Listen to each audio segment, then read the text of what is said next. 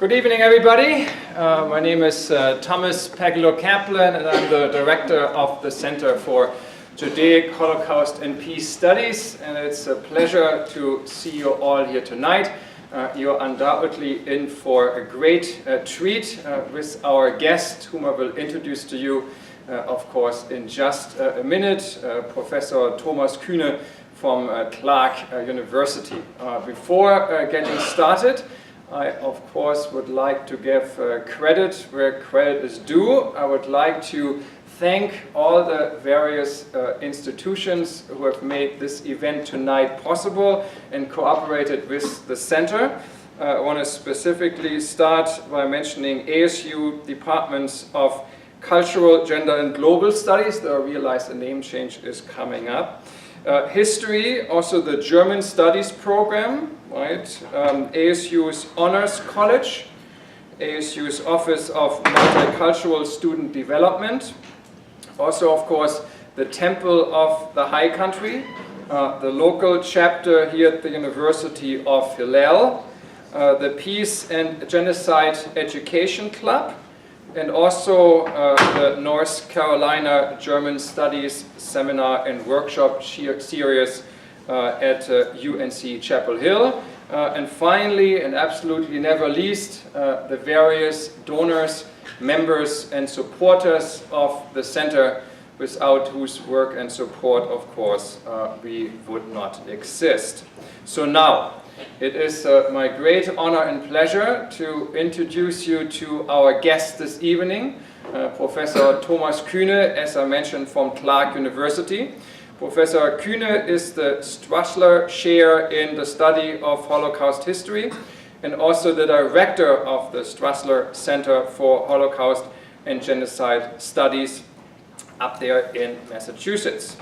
Professor Kühne, in fact, started his career as a military historian and also made important contributions to gender history and gender studies, but then also became a Holocaust scholar in his own right. He's an award-winning and prolific scholar in these fields.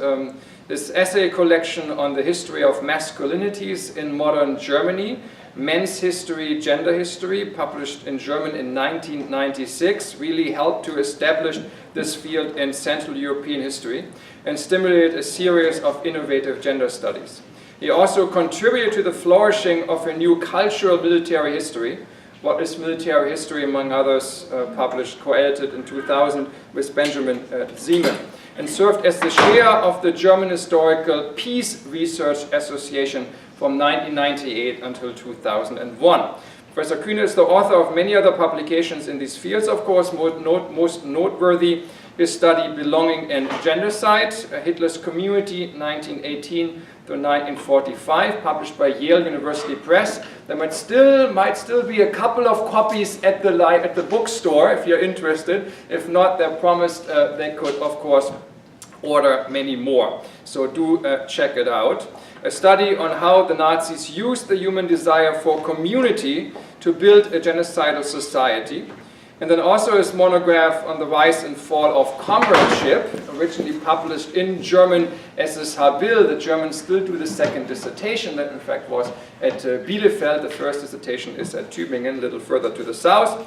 The Rise and Fall of Comradeship, published by Cambridge University Press in 2017, on the myth of comradeship and its shaping of the experiences and action of German soldiers in the Second World War. Professor Kühne also serves as the director of Holocaust and Genocide Graduate Studies at Clark University, which is the home to the only PhD program exclusively focused on Holocaust studies in the United States. Of course, I could and maybe should go on because obviously his accomplishments are very impressive and the CV is very, very long, but obviously you're here to hear from him, and so I want to hand things over. His talk tonight is entitled "The Murderers Are Among Us, Images of and Inquiries into Holocaust Perpetrators Since the Third Reich." We're going to hear from him for about 45 minutes, and of course we're going to have a Q&A, and I all want you to think about good and tough questions to ask in the nice spirit of this university campus here. So thank you all for coming, and of course thanks to Professor Kühne. It's a pleasure to welcome you here too.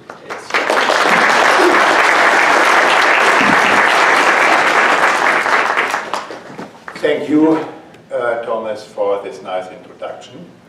And of course, thank you at least as much for inviting me. And thank you all indeed for coming tonight. It's a great pleasure, and it's also an honor for me to be here. Ladies and gentlemen, it is not a pleasure to talk about Holocaust perpetrators. But it is necessary to do so if we want to understand the past and maybe want to work on preventing events like the Holocaust in the future. We need to look into the abyss to see beyond it.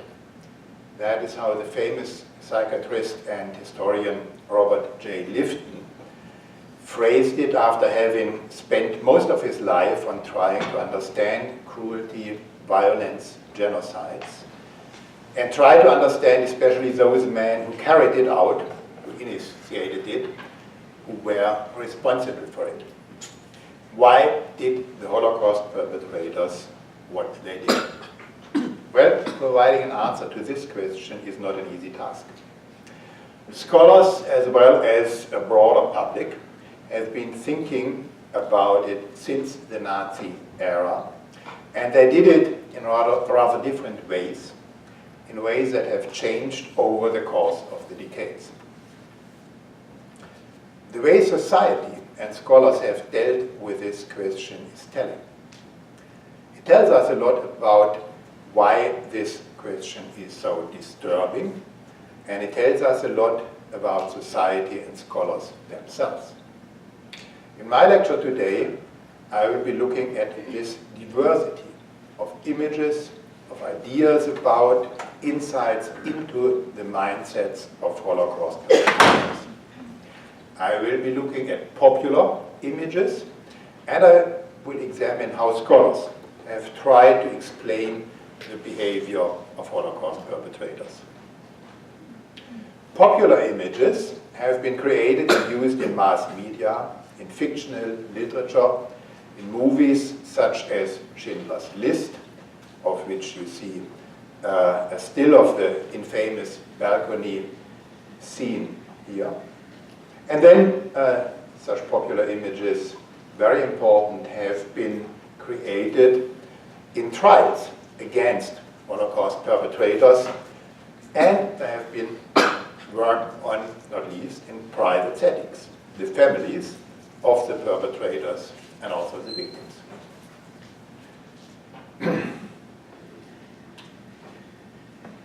I will be talking first about two contrasting images. In the first, the perpetrators are shown as abnormal, as pathological, barbarian, as monsters, as mentally and morally located outside of the civilized world. This image demonizes the perpetrators and keeps them at distance to us, as I will show. The second image I will be dealing with does exactly the opposite. It shows the perpetrator as entangled in coercion and restraints, as someone who has no choices. In other words, as some sort of victim. As victim in a special way. This image obfuscates the responsibilities for the Holocaust and Nazi terror. In the last and third section of my talk, I will be looking at more complex depictions of Holocaust perpetrators. Here, the diversity of types and categories of perpetrators comes under scrutiny. I shall argue that only if we understand how the perpetrators communicated and interacted with each other, we are able to grasp on why they did what they did. First, the demonization of Holocaust perpetrators. Most of you will remember this scene from the Spielberg movie Schindler's List. Amon Goeth, the commandant of Plaszow labor camp, is bored on the balcony of his villa and has nothing to do as an idle banter to randomly shoot Jews, so-called working Jews. Goethe, in this movie, is the epitome of the Holocaust perpetrator. He represents, in fact, he is sadism, pure barbarity, the monster. The negation of humanity, some kind of extraterrestrial being that savages the civilized world. Humanity, by contrast, in Spielberg's movie, is represented by the victims, of course. Their goodness is beyond any doubt. However, they are supported by Schindler, the famous Schindler, the other part of moral goodness in that movie. While the victims have no agency, Schindler does have agency, and he uses his agency, the choices he has, to save the Jews from the Holocaust, from evil, and more generally, he saves, positively, the idea of humanity. This triangle, the savage, the victim, and the savior, is one of two master narratives that order the moral and emotional confusion which the traumatic experience and memory of the Holocaust evokes. This triangle, savage, victim, savior, is popular especially in America, as the human rights scholar McCaw has shown a while ago. In a larger political context, America feverishly works as the savior, the country that leads the global fight for human rights and against evil during and after the Holocaust. However, there is a second pattern or narrative, also a triangle, which is popular in European societies, especially in Germany, the perpetrator society. In this prism, the bystander replaces the savior. Wolfgang Staude's movie The Murderers Are Among Us, 1946, has spelled out this moral triangle in a paradigmatic way.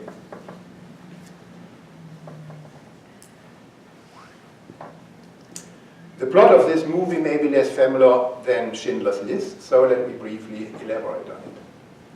In this German movie, the former military surgeon, Dr. Mertens, returns home from war in 1945. He is traumatized from war and escapes into alcoholism, a broken man. By accident, he meets his former captain, Ferdinand Brückner. Brückner had ordered, in war, the shooting of 100 civilians in a Polish village on Christmas Eve 1942. Brückner is the cold-blooded murderer with no regrets. Now, in the movie, right after the war, he already is a successful businessman. He is the murderer among us. It is Mertens, the doctor, the broken man, who is haunted by that shooting action. He had not ordered it, but he had witnessed it, but he had not intervened. That is what haunts him. And now he wants to, in the movie, he thinks about and plans to kill the murderer in order to restore justice. Mertens befriends a concentration camp survivor, Suzanne, and she becomes his kind of woman friend. She prevents him from killing Brückner, the murderer. Instead, both of them, that's the end of the movie, bring Brückner to trial. This story is not only about perpetrators and victims, but even more about those in between Brückner, the German bystander, the one who had not wanted mass murder and yet had utterly failed to prevent it. The bystanders, represented in this movie by Dr. Mertens, are traumatized they are in a way victimized themselves, the bystanders. That's what the movie shows. And to demonstrate their moral goodness, the movie presents them as the avengers, those who restore justice. They represent eventually goodness again. Wolfgang Staude's phrase about the murderers among us and the fact that these murderers could easily find their place in post-Holocaust society has become leitmotif for those who, like Simon Wiesenthal, dedicated their lives to bringing them to justice. In any case, the way these perpetrators are depicted, they represent evil per se, and neither movie makes any effort to explore their key. They are the other of the human world. Goethe in Spielberg's List, Brückner in the Staude movie. Popular culture has since long nurtured this black-white contrast, and even more so as the public perception of trials against Holocaust perpetrators. There is a long series of such trials. The defendants of the so-called first Bergen-Belsen trial against the commander of the camp and 20 SS men in fall 1945 were depicted in German newspapers as, I quote, animal-like sadists. His alleged schizophrenia granted Rudolf Höss, tried and hanged in Poland in 1947, a privileged place in the gallery of perpetrator monsters. Ilse Koch, the wife of the Buchenwald commandant, accused of taking souvenirs from the skin of murdered inmates, was called the Witch of Buchenwald since her first trial in 1947. Due to her abundant brutality, female camp guard Irma Grese was nicknamed the hyena of Auschwitz when she stood trial in Bergen-Belsen in 1945. And so it went on. During the Frankfurt Auschwitz trial, 1963 to 1965, the defendants were routinely in the media papers referred to as monsters, demons, devils, beasts, or barbarians. Now, some of these demonizing depictions go back to eyewitness accounts. They reflect the ineffable horror, fear, and hate of the victims. My point here is not to question the victims' language of trauma. How could the victims perceive their torturers other than as savages? They couldn't, and they shouldn't. However, I am concerned with why all kinds of audiences savored these depictions so eagerly.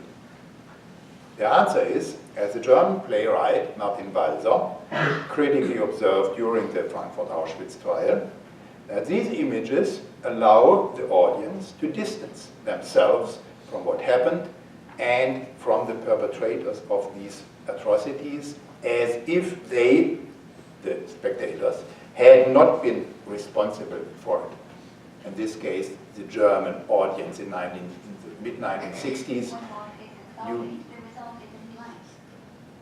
most of them having witnessed or been one way or another active during the Nazi period, during the Holocaust. And by extension, I mean, it is primarily about Germans, but not only about Germans. By extension, these depictions, these images, demonizing images, allowed people all over the world to assure themselves that they would never have done such things. This is the rationale of demonizing the perpetrators. It allows the former bystanders and all kinds of our audiences to suppress confusing questions like, what did I do during the Holocaust? Or why and what would I have done if I had been there. And in societies far away from the theater of the Holocaust, the demonization of the Holocaust perpetrators allows to blank out respective histories of genocide or colonial projects, the violation of human rights. Now, the problem is that the relief provided by these images is unstable. If the perpetrator monsters were so far away from the world of humanity, how could these savages then merge so easily back into civilian society after they had committed atrocities and genocide? This was the disturbing question of Wolfgang Staude's Murderers Among Us. The fact that the monsters lived among us as ordinary and seemingly harmless citizens, as honest men, as Philistines. How is it possible that barbarity and normality are so close together, united in one person?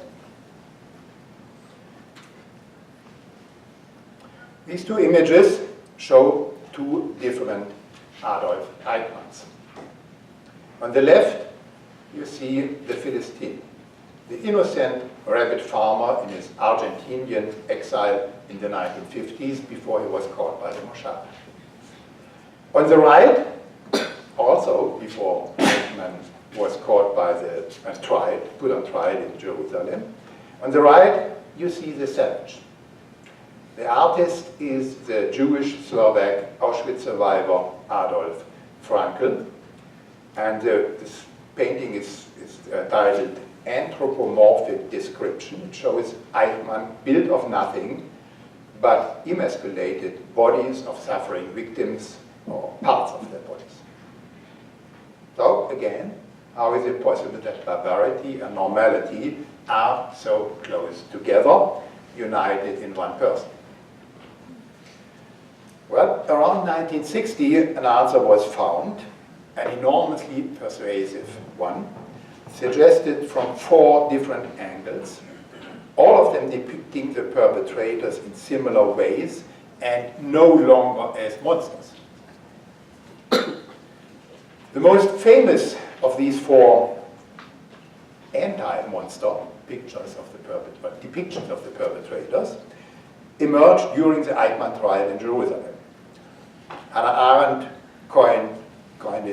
phrased it as the banality of evil, famously.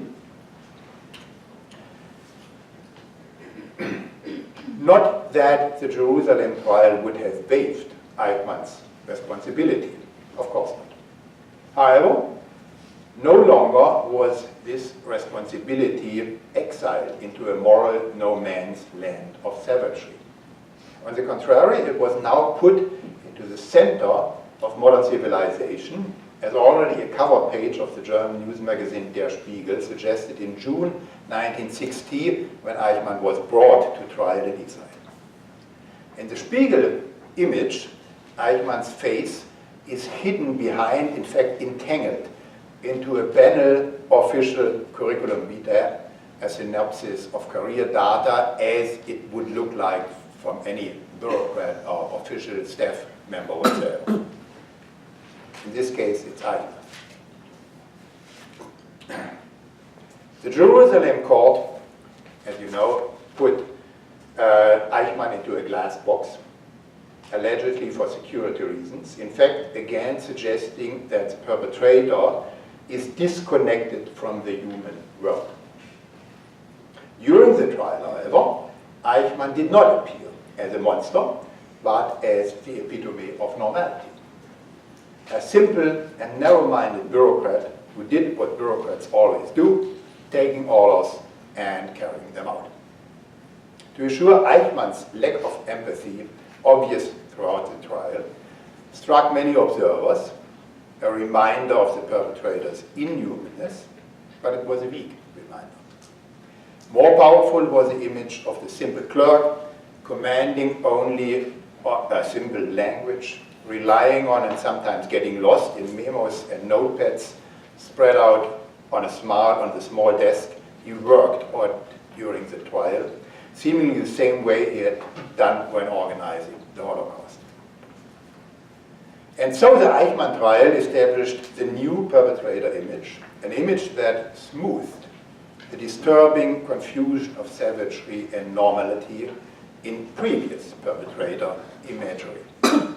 The message now was, the core of their monstrosity is to be found in their ordinariness, in the ordinariness of the anonymous modern bureaucracy that swallows individual agency and responsibility. The perpetrator is the small cog in the state apparatus, passive, condemned to do what the superiors want, and the apparatus dictates. The perpetrator, in a way, is a victim of the anonymous modernity. Of course, this is a pseudo victim. Claiming for this sort of victim status obfuscated agency, choices, and responsibilities. That is why we probably better call it phony victimization or pseudo-victimization.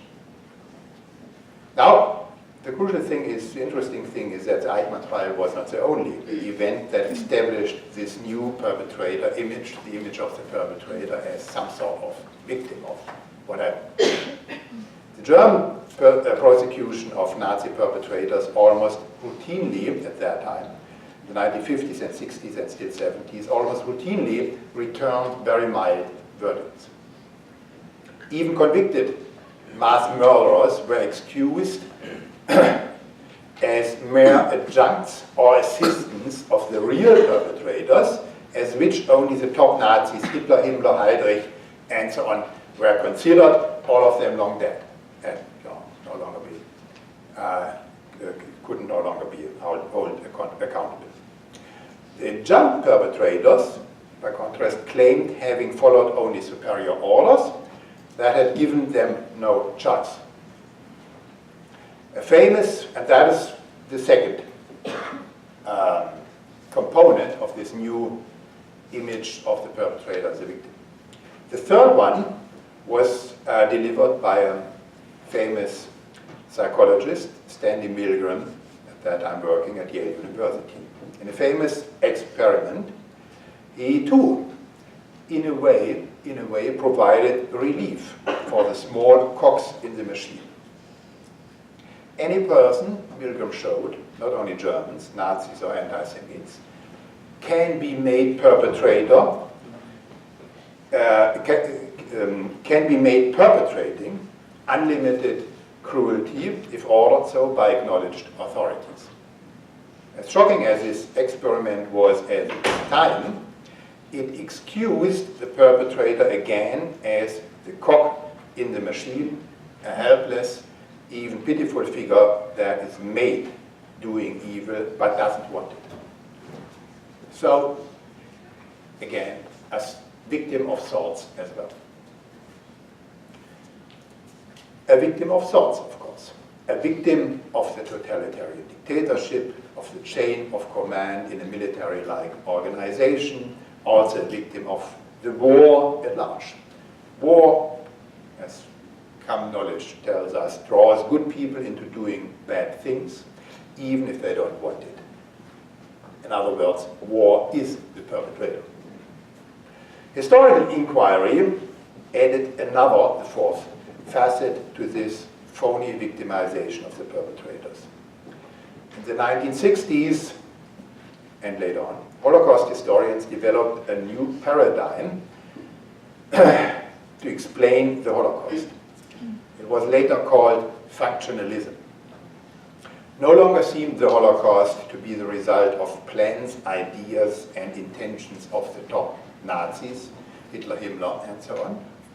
Rather, the Holocaust appeared as a result of competition and rivalry within the chaotic Nazi administration in Germany and occupation in Eastern Europe. This functionalist view on the Holocaust did not entirely deny personal responsibility, but it put the blame once again on abstract political mechanisms into which the individual perpetrators got caught up. This multifold imagery about the phony victimization of the perpetrators was so attractive because it allowed not only the perpetrators but also their relatives, husbands, children, friends, neighbors, colleagues, and so on and so forth, to blank out gnawing questions for guilt, for responsibility, for complicity, for contamination. My point is, public perception, private escapism, and scholarly imagery together promoted the phony victimization of the perpetrators. It did so for a very long time, from the 1960s to the early 1990s, without being seriously questioned. Now, I don't want to say that respectable historians who worked on this functionalist view of the Holocaust, that they tried to grasp the complexity of the Nazi terror. I don't want to deny that they tried to grasp on the complexity of the Nazi terror machine, and that they would have done the same as Nazi perpetrators when they obfuscated their crimes in court. These historians did explore and uncover crucial aspects of the Nazi terror machine. But in fact, they did so by marginalizing the agency, the individual agency, and thus the responsibilities of hundreds of thousands of ordinary men who committed or supported the genocide. As has been revealed over the last few years, some of those historians had not only grown up under the Nazi regime, but also supported it or had been entangled in the crimes in the East. And those historians who also supported this functionalist view, who were too young to do so, support crimes and so on, still had a hard time acknowledging that their parents had benefited from the Nazi regime. These things did change only around 1990. Only then, the question for agency of ordinary people, of broad sections of the German society, was broached. Around 1990, a generational shift occurred in the German society, as in other societies. Most members, now around 1990, most members of the Nazi generation, means those who had experienced the Nazi periods as adults or young adults, these generations now had almost completely retired. In Germany, like in most European countries, there's sort of forced retirement, and back then it was the age of 65 when you would retire. That means 1919, 65 years before, that's a generation that was born until 1925. 1925, guys, they were 20 years old in 1945, so that gives you about the idea. 1990, the Nazi generations retired, meaning no longer did they have the say in mass media, in courts, in police departments, in academia, in schools. This Nazi generation now gave way to younger scholars, to younger judges, journalists, and teachers, who could easier raise questions about the agency and the complicity in Nazi crimes of broader sections of German society and also of other European societies. To be sure, ordinary people had been identified as perpetrators before. The phrase about the murderer among us addresses exactly this ordinary perpetrator phenomenon. But for decades, these small cocks were considered as exceptions from the rule, as bad apples in an otherwise good barrel, the barrel being the German society under Nazi rule. In the 1990s, however, the good barrel theory stumbled. Only then, historians and the broader audience realized how many Germans, had supported the Holocaust. Consequently, a much broader group of people were considered as perpetrators, and eventually the concept of the perpetrator itself changed. That is what I will be talking for the remaining time. Two events enabled the change in the first place. In Germany, an exhibition about the crimes of the Wehrmacht in the East attracted hundreds of thousands of visitors, including complete schools, classes, busloads of people, that is. And the core of this exhibition showed amateur photos of the mass shootings of the Jews in the East, snapshots taken by ordinary soldiers. These photos documented that these ordinary soldiers, millions of drafted soldiers, by no means only Nazis, had witnessed the Holocaust on a large-scale basis, and they also showed that these soldiers had approved, and in some cases, as you see here, even enjoyed what they saw or what they did. What did photos like these do when they were shown in Germany in the mid-1990s? Well, you may imagine what happened. High school students visited the exhibition, looked at the photos, and in some cases recognized their own beloved grandpa shaving the beard of a Jew or applauding the public humiliation of Jews, the hanging of civilians, or even doing these things. They saw, in other words, how their own grandpa was a murderer among us. This so-called Wehrmacht exhibition was opened in Germany in 1995. A year later, a young American scholar published a book that presented an even more radical argument, Daniel Goldhagen and his book, Hitler's Willing Executioners. Goldhagen said that all Germans had been for centuries sort of imbued with radical anti-Semitism that had always aimed at the annihilation of the Jews and just needed Hitler to be put into practice. Goldhagen not only renewed the demonization of the perpetrators, but he extended the term perpetrators to the entire German society. This argument has been refused by almost all experts, but the evidence Goldhagen presented confirmed the bottom line of the Wehrmacht exhibition almost at the same time, independently from each other. Bottom line was too many Germans had voluntarily or willingly joined in the perpetration of the Holocaust. Now, it is not possible to establish exact numbers of how many Germans actually pulled the trigger or opened the gas chambers or so. Reasonable estimates vary between 50,000 men, mostly men, a few women, 200,000 or 500,000, 50,000, 500,000, somewhere in between.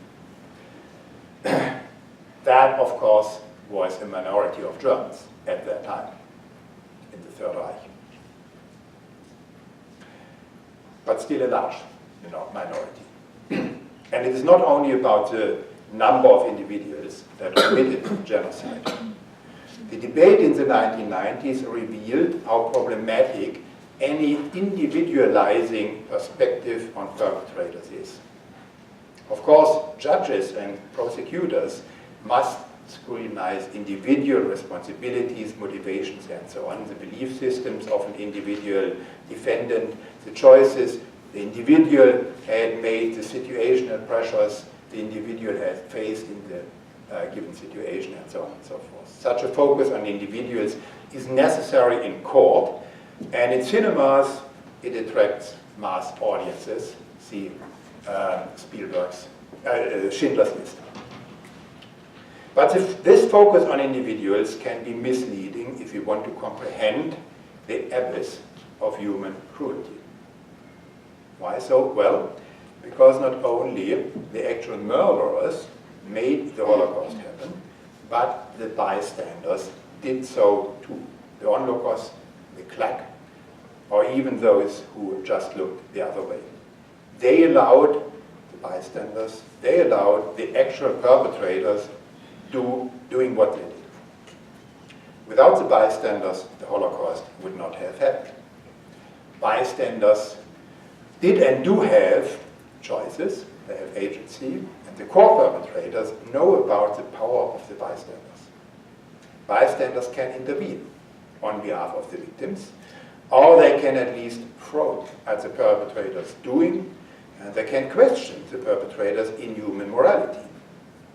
By doing nothing of that kind, and not only by applauding, just by doing nothing of this kind, they demonstrate approval of what the perpetrators are doing, even if they don't mean it. And the perpetrators appreciate the bystanders' approval. They feel encouraged. Instead of stepping back, they move on and murder even faster. In other words, the bystanders were involved in the murder. They were complicit.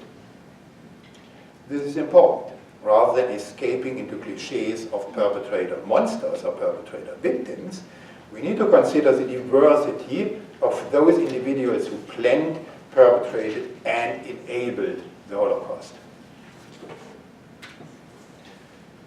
Photos of perpetrator groups like this one, taken shortly before the Jews in these photos were taken to death camps, illustrate this diversity. On this photo, you see some Germans are laughing, having fun humiliating Jews, but there are also some who don't laugh. In his famous 1992 book on the Police Battalion 101, Ordinary Men, the historian Christopher Browning has shown that there were different types of perpetrators and bystanders, and that eventually the cooperation, the interaction, the communication between these different groups explains the murderous dynamic. In summer 1942, the battalion, as most of you will know, got the order to kill the Jews of the Polish town of Józefów. The commander, Major Trapp, acted in an unusual way. He offered his men to step aside if they felt unable to murder civilians. Now the point in Browning's book is that only few did step aside. The majority eagerly committed mass murder or just conformed, did what their comrades did, maybe with pangs of conscience or indulging in the illusion that they had no agency, but were following orders. In other words, what this example shows is that the perpetrators did have choices, but only few had the guts to take choices on behalf of the Jews and against their German comrades and superiors. Browning's book also showed that the perpetrators were ordinary men, family fathers, businessmen, clerks, white and blue-collar workers, almost none of them having shown any brutality before. They were no monsters. Instead, it was their ordinariness that made them doing what they did. They went with the crowd. It is again the diversity of perpetrators that needs to be taken seriously. And it is the way they interacted that matters. And that is why Holocaust scholars have, over the last 2 decades, worked diligently on revealing the subtle system of complicities and the different types of job share that enabled the Holocaust. Let me draw your attention on 3 different types of job share. First, the job share between different institutions. Not only the SS and Himmler, but many parts of the Nazi state, the Nazi party, the occupational regimes, and innumerous minor staff made the Holocaust happen. The army and ordinary soldiers helped rounding up Jews in the East. The railways and its railroaders shipped Jews from all parts of Europe to the death camps. And in innumerous offices in Berlin and Europe, unknown secretaries, many of them women, put files of persecuted people on the staple on the left or the right in front of them and thus decided about life and death. A second type of job share is the one between different national and ethnic identities in Europe. As we know, innumerous non-Germans all over Europe collaborated in the genocide. Some were simply driven by greed for the assets the Jews left behind when deported, But most of these collaborators, non-German collaborators, acted for other reasons, often because they wanted to secure a privileged place for their countries or ethnic groups in Hitler's new Europe. The third level of job share, next to the institutional and the ethnic ones, was the emotional and moral job share. And this is maybe the most important one for our concern with perpetrators. The Nazi machine of annihilation bore a surprisingly high level of tolerance toward men who shied away from murder, who refused to kill civilians, innocent men, women, or children. These dissenters would be charged with other jobs or simply allowed to stand by or step aside, or they would be sent back home. To be sure, their comrades would mock at them. They were the weaklings. They were ousted, ridiculed, and humiliated. And this indeed was the role they had to accept, no matter what, to not suffer further damage. And as we know from many testimonies, that is exactly what they did. They did present themselves to their perpetrating comrades as the exception from the rule. And this is crucial. They did not question the genocide itself or what the perpetrators did. On the contrary, they declared themselves as too weak to carry it out. They signalized to their murder comrades, what you do is right, whereas what I do, backing out, is morally wrong. I mean, you have to consider they could have stand in front of their comrade and say, give them a speech and questioning their doing, but that's not what happened. Meaning they excused themselves as the abnormal and pathological exception from the normality and healthy rule of genocide, and thus confirmed the genocidal standard, the genocidal normality. And that is how they took their share in making the genocide happen, without wanting it. That is the point. What does this job share mean? Well, it generated a special type of collective identity, a grand community of crime. As criminal psychologists know, nothing serves better to unite people than committing crimes together. Hitler knew this wisdom. In a speech in Munich in 1923, he presented community building through crime as a political prescription. He said, I quote, "There are two things that can unite men, common ideals and common criminality." 20 years later, in 1943, when the success of the final solution and Germany's military disaster became apparent, Goebbels noted in his diary, I quote, "On the Jewish question in particular, we are so committed that there is no escape for us at all." And he continued, "That is good. Experience shows," still the wording of Goebbels, "experience shows that a movement and a folk, people that have burned their bridges, fight much more unconditionally than those who still have the chance of retreat." And the Germans no longer had the chance to retreat. Goebbels was right. Many personal statements from their time, letters and diaries of ordinary Germans, show that Germans felt that way as entangled into that crime. Most of them not having put the trigger over the gas chambers, but having served as onlookers, as bystanders. As is known, after 1945, only few Germans admitted to what they had seen, known, and supported. They escaped into a grand culture of silence, of silencing the haunting, shaming memories of complicity, of applauding, and of looking the other way. Demonizing and putting the blame on a few allegedly pathological perpetrators was one way to make this post-war culture of silence work. An even more popular strategy was to merge all kinds of perpetrators, accomplices, and bystanders into a grand community of, no, not of criminals, but of victims, of pseudo-victims, as we may want to say. Nobody wanted it, the Holocaust. Nobody, somehow it happened, and so on and so forth. The Holocaust was dealt with in post-war Germany as a great tragedy of violence, destruction, suffering, with most of the Germans actually suffering as well. Suffering from being manipulated by Hitler, suffering from Gestapo terror, suffering from the light bombing of German cities, suffering from being imprisoned by the Soviets as POWs, and suffering from being expelled from their homelands in Poland and Czechoslovakia in 1945. We all suffered, we robbed our agency, our choices, our responsibility. That was a consensus, a broad consensus of the post-war German society. Even the children and grandchildren of the perpetrator generation, often still today, stress their status as victims.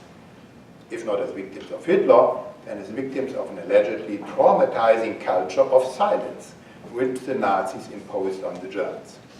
Memoirs of those children, including children of co-perpetrators, are published under titles like Silence Hurts, I am the victim, or they expose the destructive power of silence.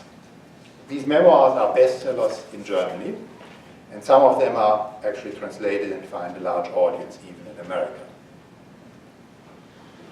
Now, it needs to be acknowledged that today, even in Germany, and even more so in the US, there is widespread recognition of the many ordinary Germans, mostly men, but also women and non-Germans, who made the Holocaust happen. This is a cover story of the German news magazine Der Spiegel. Nonetheless, confronting the ordinariness of the perpetrators and the complexity of their interaction is still and will remain a challenge.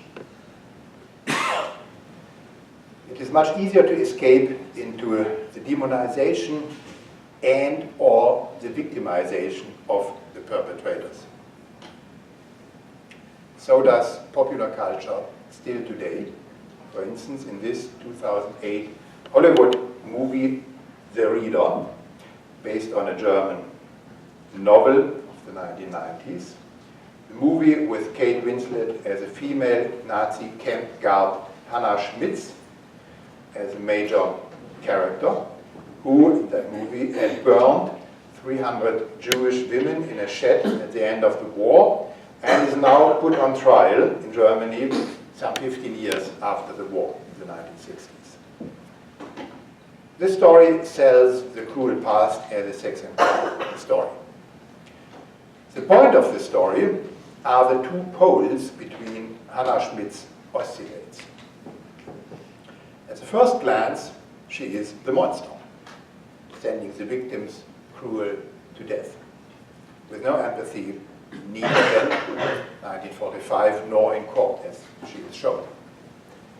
However, as the audience of the movie learns, behind the facade of the monster is a tragic identity of a victim. Poor Hannah is actually illiterate, like a small innocent child. The female perpetrator child wasn't able to understand what she did, neither as camp guard or now in court, when her illiteracy leaves her incapable of defending herself and putting blame on her peer, camp guards who had supported the burning of the Jews.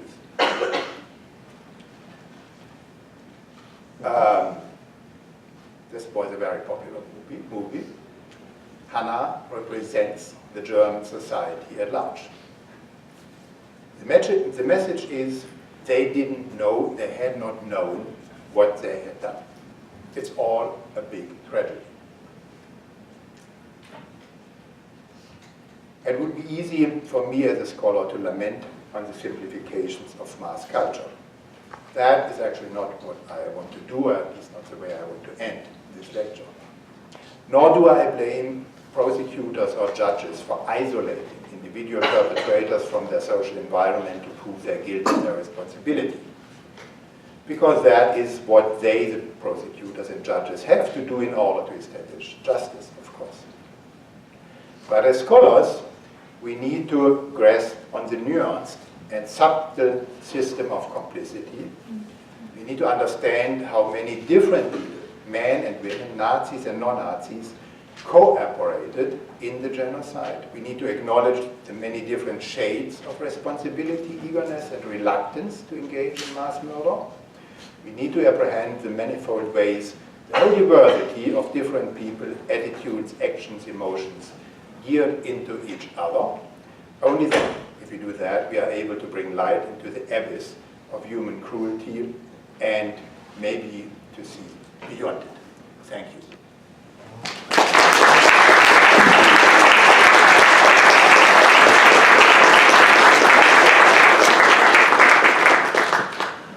Okay, well, thank you, Professor Kühne, for a very insightful talk. You gave us a lot to think about and obviously also to discuss. So now, as I had said at the beginning, if you can stay, if you have time, if you have questions, of course, by all means, here's your opportunity. We'll in fact use this wandering mic for the acoustics a little better. So what I would like you to do, if you want to ask the question, make a comment, take issue with anything you've heard or whatsoever, ask for clarification, please introduce yourself briefly and then ask your questions, speak into the mic, and then obviously we'll go on with the answer from Professor Kühne. Okay, so now, who would like to get started? First question, yes, please. My name is Ryan and I'm a senior, and I've been hearing a lot lately about how Hitler might have been a Jew. If that was the case, why would he have exterminated all these Jews and had this Holocaust happen? That Hitler was? There's been sayings that he was a Jew himself. The short answer, I think that's bullshit. And even if so, I mean, what does it explain? It may explain, you know, what that means is, if that was true, okay, it would just again show that Hitler was kind of crazy. Yeah. Okay. Probably he was, one way or another. Yeah. But what I want to say with this lecture is that it was not only Hitler. Focusing on Hitler, I mean, okay, Hitler was an important figure in the Third Reich, no doubt of that. But Hitler alone did not commit all his crimes. Yeah. That's these stories about Hitler being a Jew, or Hitler having only one testicle or none at all. I mean, you know, there are endless stories of that type. They all serve to paint, to depict Hitler as a pathological figure, somehow crazy, yeah? Pathological. And that's exactly what I try to explain as demonizing the perpetrators. These stories serve to put the perpetrator, in this case Hitler, at a distance to us, so that we are assured, well, we are different. We are the good guys. We could never do that. But I think it's not that easy.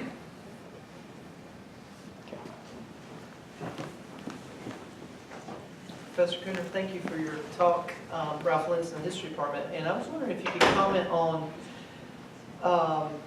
a movie, Judgment at Nuremberg, Spencer Tracy, and related to Hannah Arendt's perhaps deeper argument in her book, I think, was that raising the broader condemnation of modern civilization and modern philosophy in both of those, in both the Judgment at Nuremberg movie, Yeah. where the German lawyer basically brings up Jim Crow laws and throws it back at Spencer Tracy and the judges as, and the eugenics laws of America.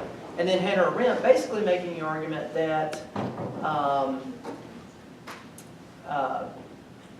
Eichmann was a kind of lowbrow Kantian doing deontological ethics. Could you talk more about the portrayal of the Holocaust as an indictment against modern civilization itself?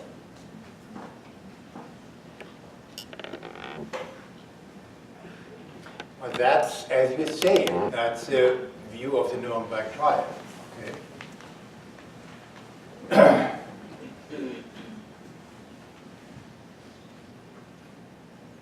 I mean, I think that was back then and still is problematic. These dichotomous views, they all serve to establish distances where actually closeness or neighborhood rules. Yeah. I mean, as you know, so this is kind of the prehistory of the Genocide Convention of 1948, which also is, as you all know, a political agreement. There was no talk about the plight of Native Americans in here, and no talk about the crimes under Stalinism. So these are conventions that serve political goals.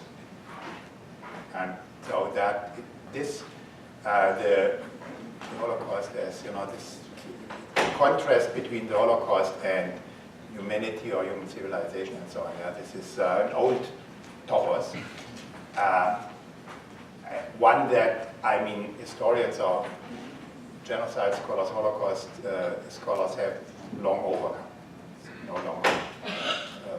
We analyze it the way I try to do it tonight, but we don't buy into it. Thank you.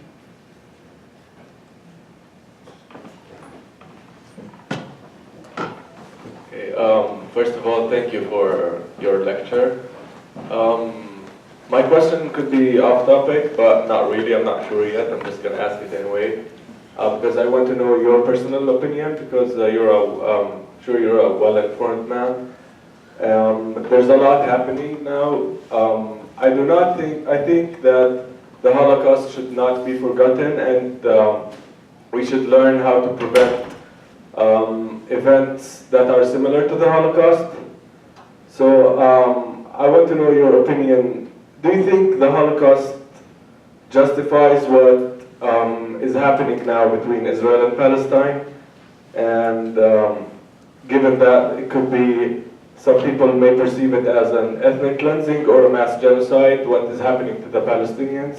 And a lot of people try to use the Holocaust to justify another other events that are happening in our current times. I don't think the Holocaust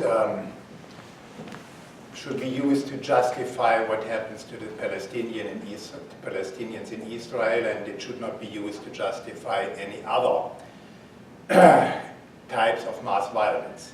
However, the Holocaust may help us understand and explain why this happens. And understand and explain does not mean to justify, okay, or let alone excuse.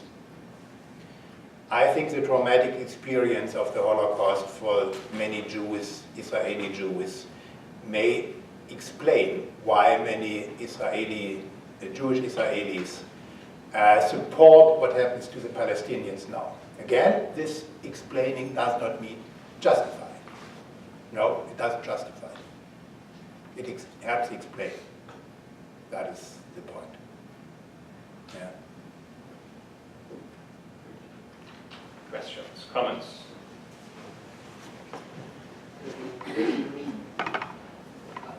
Jacob Myers, I'm a junior here.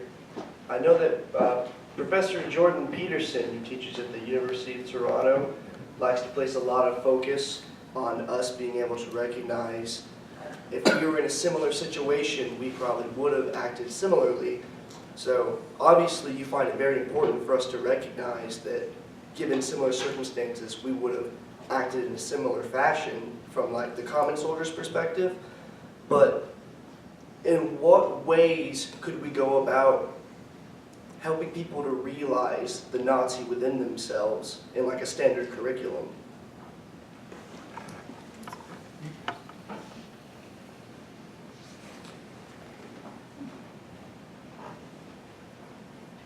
That's a very difficult question. I would not talk of the Nazi within us.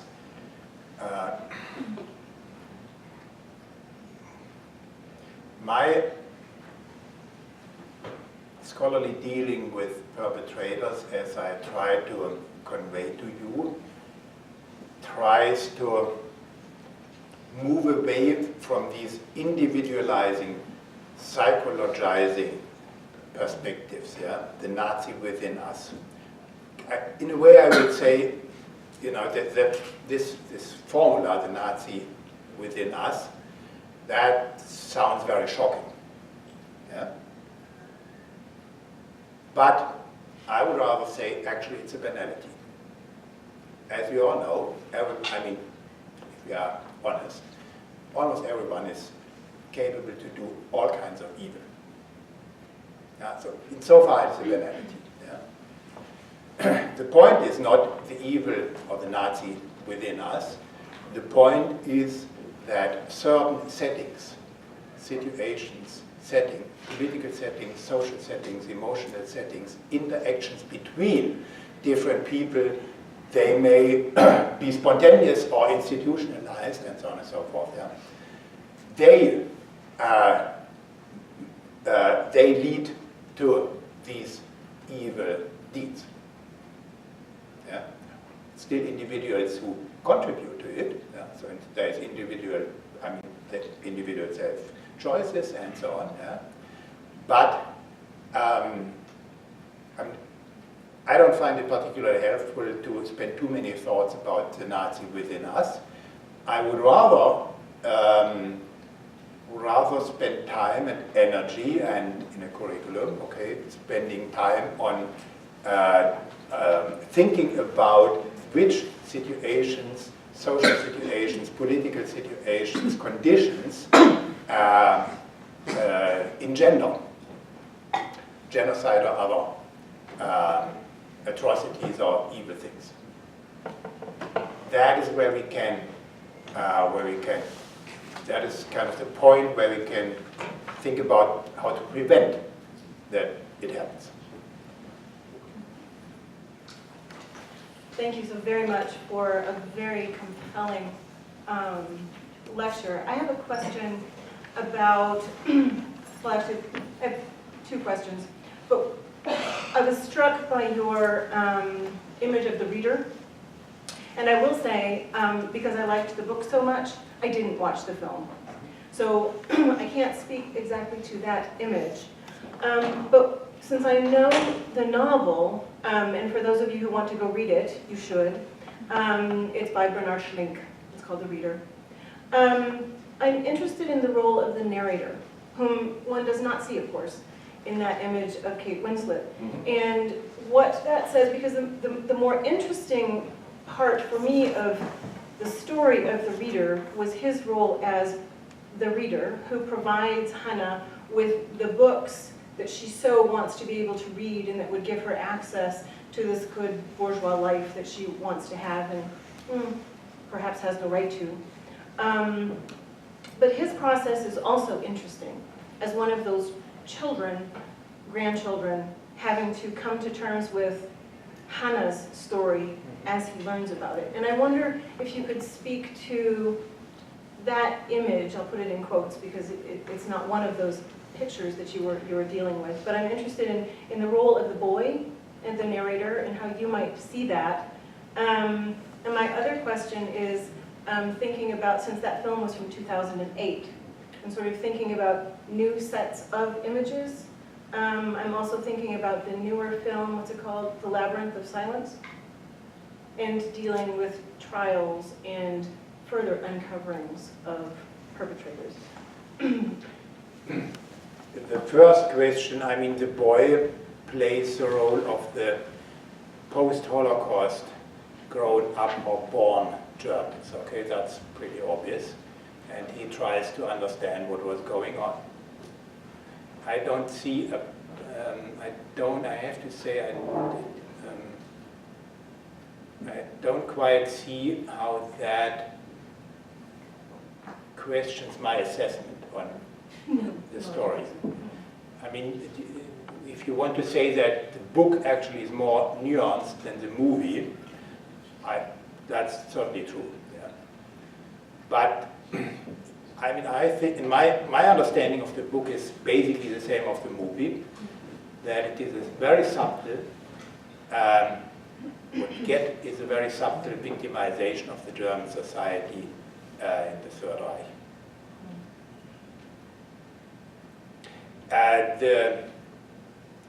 So I have to ask you, what in more recent movies, how do you think that they provide a different depiction of the German society in the Third Reich, if you analyze them critically? It's not exactly my area, but I would say probably not. I Yeah. mean, I'm interested in them as further explorations of your, of this diverse, if we can, to use your term, this diversification of what it means to be a perpetrator. I think that's, as I mentioned in my talk briefly, I think even in popular culture we can observe an increasingly, we can observe efforts to grasp via the tools of popular culture on the complexity that I tried to talk about. Yeah. I mean, we would have to go through individual cases. Yeah? But overall, I think that I am, or maybe overcritical, but I still recognize a strong tendency of, you know, I have been, quite a while ago, I have been thinking about a then bestseller a couple of years ago by a French author, Bienveillant. What's the American, the English title? I forgot the English. But it's translated in German, and it's about a paradigmatic Holocaust perpetrator. And this is a very thick book, and it was perceived when it was published as a very critical assessment on Holocaust perpetrators. But it is very critical, and actually the author has used all relevant scholarly literature on the Holocaust perpetrators, and somehow worked this into his novel. But what this book, for instance, does at the end is also revealing that this Holocaust perpetrator, again, who is presented as a very knowledgeable and thoughtful person and so on, yeah, eventually he is presented as pathological. Yeah?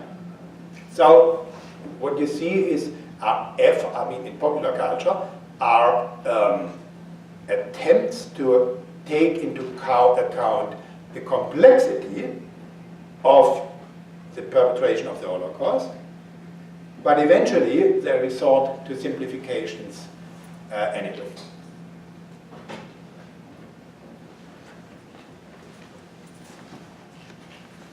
You mentioned generational differences in how the Holocaust is understood. Yeah.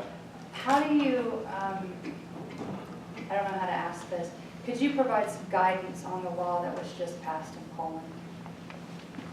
But that does not, well, that has to do with generational changes as well, but in a rather different way than I related to it. The law in Poland is, the result of two things.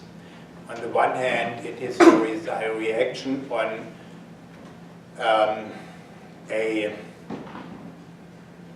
increasingly critic analysis of the role of many, certainly not all, Poles under the Nazi occupation, the role of Poles collaborating in the Holocaust. That this knowledge now was based on the book of, 99 book of Jan Gross on the massacre in Jedwabne in July 1941, when it was in fact mostly Poles who murdered a couple of hundred Jews in their town under the supervision of Germans, but I mean, it was the Poles who did it. And this book was a starting point for a very critical assessment and self-assessment of the role of Poles under the Nazi regime, and this discussion took place in Poland and outside of Poland. And if Poland today was a stable democracy, which it isn't, I mean, Poland has been a democracy only for what it is now 27 years or so. So this is not Poland, and I mean, Poland in the interwar period in the early 1920s was for a couple of years a democracy, then switched in 1926 to an authoritarian regime, and before 1918 it has been part of the Russian Empire and monarchy and the German Kaiserreich Empire. So Poland did not have a chance to establish strong democratic traditions. If Poland was a strong democracy, like this country, for instance, or meanwhile Germany, and much longer France also, then this law would not have been passed, and Poland would not have the government it now has, a rightist government, which capitalizes on these nationalist sentiments that have been, that came up as a response to this critical discussion about the role of Poles under Nazi regime. Does that answer your question? Thank you.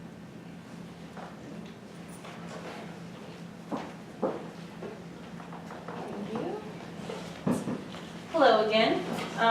So my question is kind of about the idea of the good and evil mentality as seen in the demonization of perpetrators.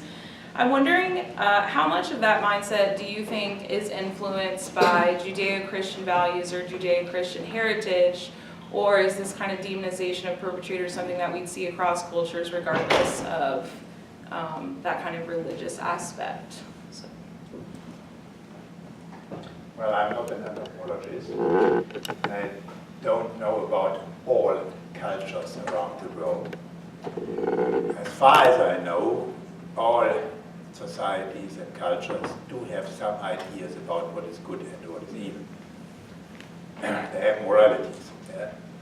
And so far, this demonization is, I don't think it is as limited to what you call Judeo-Christian culture, but I mean, it is this culture that matters if we deal with the Holocaust. That is what I wanted to do. I would not be comfortable transferring that to all kinds of cultures, which I honestly am not knowledgeable about, to really do that. Okay. One or two more questions.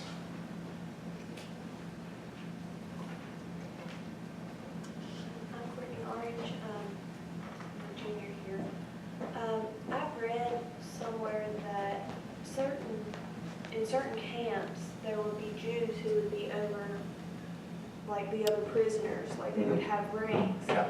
Where would you classify them in the perpetrators? Yeah, that's a very difficult question, and we have been knowing about these Jews who served as kapos, that's how they were called, or as Sonderkommandos, yeah, as even in the death camps, for a long time.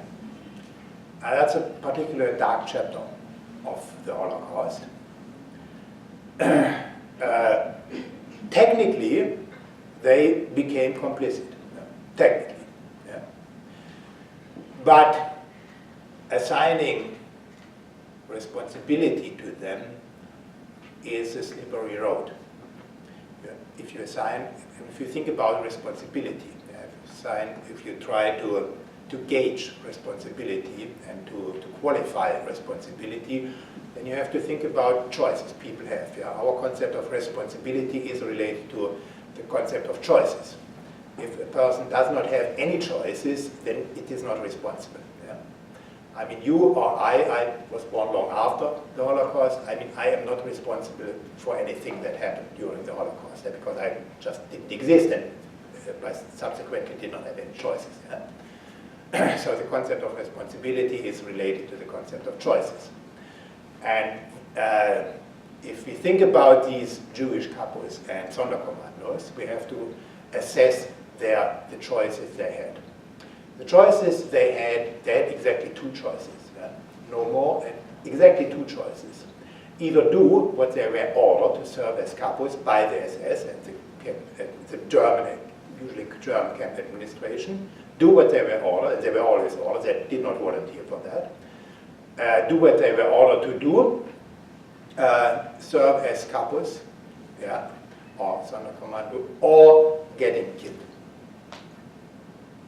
Now you could say even that is a choice, yeah, and technically it is. But you have to consider that that is an extremely, the most limited choice you can imagine. So, I mean, technically they became complicit, and it is helpful and useful to actually address that, because those Jewish couples or Sonderkommando who actually survived the Holocaust did feel guilty about what they had done. Yeah? That is particularly tragic, yeah? Because, I mean, their choice was really extremely limited, or many people would say, I mean, if you have to choose between getting killed or doing things you would never do, then that's not really a choice. Yeah? That's the answer. Okay, so we covered a lot of ground tonight, not just reflecting on German perpetrators and the depiction in the media and popular culture, but also our discussion of Polish perpetrators, and also, of course, Jews, very small number of them, also forced into being part of the murderous process along the lines of what Lawrence Langer has once described, and quite fittingly, I would argue, as choiceless choices. We also, in fact, have gone all the way to the ongoing conflict in the Middle East. So a lot to continue to think about and ponder, but we are at the end of our program tonight, so we shall do that in other settings, other contexts. So there are a few more things I would like to do very, very briefly. Number one, I would like to allude you to one of our upcoming center programs, which directly, in fact, follows up nicely with this powerful talk you heard tonight. The center, in fact, will screen The Murderers Are Among Us with English subtitles, I promise, on April 4th at 7:30 p.m. in the Blue Ridge Ballroom, which is, of course, in your student union. And also our next center-sponsored and organized talk will take place, in fact, on March 19th. Wolf Gruner will be our speaker that evening. Wolf Gruner is the Chappell-Gurion Chair in Jewish Studies at USC in Los Angeles and the founding director of USC Shoah Foundation's Center for Advanced Genocide Studies. More, of course, in the various venues, from websites to other announcements and the like. But now, I would really like, first and foremost, of course, to thank you for coming out tonight, for the great questions that were raised. If you have more, please do come on up. Our speaker is going to be with us a little bit longer. And then, most importantly, of course, yet again, I would like to thank our speaker here this evening, Professor Kühne from Clark University. Thank you.